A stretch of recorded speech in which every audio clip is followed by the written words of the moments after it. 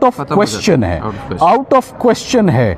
ये क्विटल का केस है, ये क्विटल ही होगा इंशाल्लाह। ये किसी भी सूरत रिमांड की तरफ ये हम जाने ही नहीं देंगे। कल आप देखें टू से दैट वो गलत इंटरप्रेट कर देता है मीडिया कि ये इस तरफ हम कभी जाएंगे ही नहीं। वो दरखास्त होती है बाय अंदराजे फॉर इंदराजे मुकदमा, वो बाद में आई। ये इंक्वायरी 7 दिन पहले शुरू हो गई। 7 दिन पहले से तफ्तीश किसके कहने पर चल पड़ी।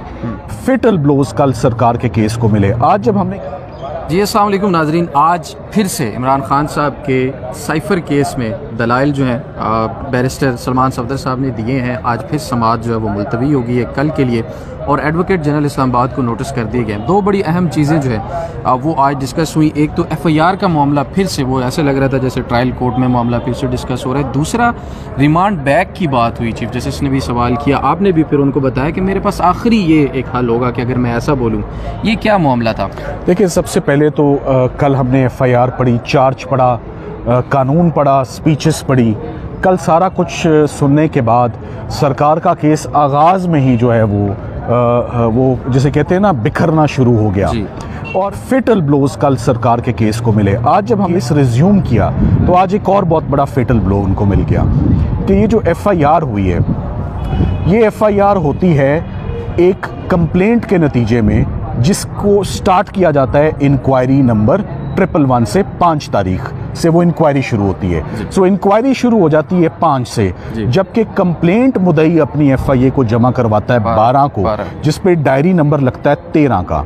तो जज साहब ने कहा कि ऑफ कोर्स कंप्लेंट आने के बाद ही व्हील्स तफ्तीश के मूव करते हैं। तो 7 दिन पहले से तफ्तीश किसके कहने पर चल पड़ी, किस गवाह के कहने पर चढ़ी। वो गवाह ना अदालत में पेश हुआ, ना वो कंप्लेंट आई, ना वो कैबिनेट्स के मिनट्स आए। सो जो दरखास्त होती है बाय अंदराजे फॉर इंदराजे मुकदमा, वो बाद में आई। ये इंक्वायरी 7 दिन पहले शुरू हो गई है। तो ये एक बहुत बड़ा फेटल ब्लो है मेरी नज़र में, बहैसियत student of criminal law and as an advocate practising on the criminal side, जिसको आप सुन रहे थे हॉर्स बिफोर द कार्ट, जज साहब ने भी बार बार कहा। सो एक बहुत फेटल ब्लो हमने इस केस को, मेरी नज़र में आज का सबसे बड़ा जो फेटल ब्लो है वो ये कि सरकार, उन्होंने पूछा इसका इम्पैक्ट क्या है, मैंने कैसे बुनियादें हिल गई हैं, जितनी इमारत उसके ऊपर पूरा सुपर स्ट्रक्चर से कलैप्स कर जाता है। सो ये एक एस्पेक्ट था इस केस का। मूविंग ऑनवर्ड्स, हम इसमें ये भी कह सकते हैं कि FIR बनती ही नहीं थी फिर इस मामले पर। जो दरखास्त यूसुफ नसीम खोखर सेक्रेटरी इंटीरियर ने जमा कराई, उसमें इमरान खान साहब, शाह महमूद कुरैशी साहब का नाम ही नहीं है। उसमें उन्होंने क्या किया वो लिखा ही नहीं है, उसमें किसी जुर्म का जिक्र ही नहीं है। तो फिर कंप्लेंट कहाँ है, इल्ज़ामात कहाँ हैं, वो किसने दिए हैं? मिनिस्ट्री ऑफ फॉरेन अफेयर्स ने तो दिए ही नहीं, इंटीरियर ने भी नहीं दिए। तो FIA जो तफ्तीश कर रहा था, राना सनाउल्लाह साहब के अंडर जो तफ्तीश कर रहा था, ये उन्हीं का ब्रेन चाइल्ड है। ये एक एस्पेक्ट था। दूसरा बड़ा हैरानकुन जो आज एस्पेक्ट सामने आया वो ये था कि वकला को जो हटाया गया। आप लोगों का, जो इमरान खान साहब के वकला थे, आपका क्या किरदार और कॉन्डक्ट था? मैंने कहा जी हमारी गैर हाज़िरी थी 24 घंटे की, मेडिकल सर्टिफिकेट था लीड काउंसिल सिकंदर जुल्करनैन सलीम साहब का, उनके दांत की सर्जरी थी। तो उन्होंने एक दिन का वेट ना किया, 3 इंटरम ऑर्डर्स ऊपर नीचे लिखवाए, और शाम को एडवोकेट जनरल को एक ईमेल की कि मुझे काबिल होनहार वकीलों की लिस्ट भेज दें, हमें एक सिचुएशन है केस में। एडवोकेट जनरल ने उसी वक्त सेम टाइम पे उनको लिस्ट वापस दे दी कि ये आपके वकील हैं। अपनी बॉल पे छक्का मारा। और अगले दिन वो वकला कोर्ट में पेश भी हो जाते हैं, और अगले दिन वो वकला काम भी करना शुरू कर देते हैं, स्याह करते हैं, सफ़ेद करते हैं, कि एक सवाल पूछते हैं, वो वकला अपॉइंट हो जाते हैं। ये बात सुनने पर जस्टिस मियां गुल हसन के मुंह से बेसाख्ता निकल गया, ओ माय गॉड। और आपने भी? मैंने भी कहा ओ माय गॉड। मैंने कहा जी मेरे पास भी यही जुमला, इससे बेहतर जुमला हो नहीं सकता। आपका एक रिएक्शन है, वही रिएक्शन मेरा है कि 24 घंटे के अंदर इधर से जज साहब उधर भेज रहे हैं, और एडवोकेट जनरल उसी वक्त उनको वकला प्रोवाइड कर रहे हैं कि ये लें, और वो वकला आके, तो आज एडवोकेट जनरल को भी बुला लिया गया है। सॉरी कता कलामी माफ, वही वकला हमने कई दफ़ा देखे हैं खान साहब के अगेंस्ट केसेस में भी पेश होते हैं। काउंसिल कोई डेट लेनी हो, कोई भी जैसे जूनियर काउंसिल। देखें, ये तो ये एस्पेक्ट, अब ये वो बातें जो हम कल करेंगे कोर्ट के अंदर कि वो वकला कौन थे, उनकी क्या तैयारी थी, उनकी क्या स्टैंडिंग थी, उनको क्यों उनको यंग लॉयर्स हैं, उनका फ्यूचर है, I wish them well.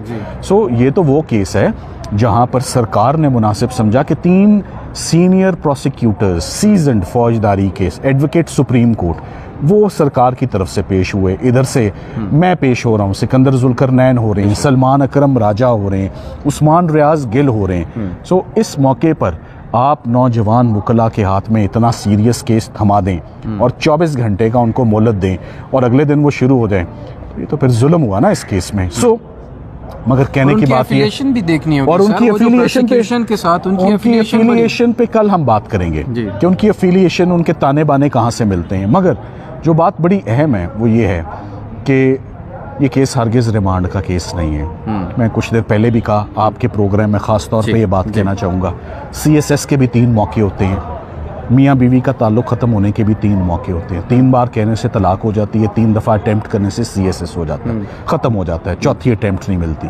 Cipher में भी किसी जज को चौथा मौका नहीं मिलना चाहिए कि वो इस केस में अपना हाथ सीधा करे।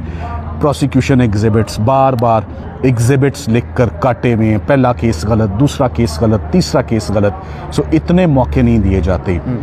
क्या कसूर है इमरान खान का, क्या कसूर है शाह महमूद कुरैशी का? चौथी बार वकील करेंगे, चौथी बार गवाह चाइना से, दुबई से, अमेरिका से वापस आएंगे। ये पाकिस्तान की हिस्ट्री का सबसे महंगा ट्रायल है जो बार बार विशिएट हो रहा है। मुल्ज़िमों की वजह से नहीं, मुल्ज़िम के वकील की वजह से नहीं, सरकार और जज साहब की गलती की वजह से। तो इस्लामाबाद हाई कोर्ट का सबसे controversial trial, Islamabad high court का सबसे एक्सपेंसिव ट्रायल और सबसे बड़ा जोक और कॉमेडी प्रोग्राम जजेस ने भी कह दिया, वो साइफर ट्रायल। अच्छा, आखिरी मेरा सवाल ये है कि रिमांड बैक का एक दफ़ा डिस्कशन हुआ आपके बीच में, आपने कहा कि मेरा आखिरी रिजॉर्ट होगा कि अगर मैं ऐसा कहूँ। वो क्या बात है? क्योंकि सोशल मीडिया पर जैसे ही ये रिपोर्ट हुआ तो थोड़ी तनकीद हो रही है कि ये रिमांड बैक की बात सलमान सफदर साहब ने क्यों की? मैंने ये कहा कि I would be the last person to say that. वो गलत इंटरप्रेट कर देता है मीडिया कि ये इस तरफ हम कभी जाएंगे ही नहीं। अभी उस तरफ तो दलाइल शुरू ही नहीं हुए कि इसमें गलतियां क्या हुई हैं। सो उनको मैंने बोला है कि जिस तरफ केस निकल रहा है ना, इस रास्ते, ये रास्ता बंद है। उसका तो जवाब मैंने आपको पहले दे दिया है कि जो 3 मरतबा कहने के बाद वो तो ऑफ क्वेश्चन है, आउट ऑफ क्वेश्चन है।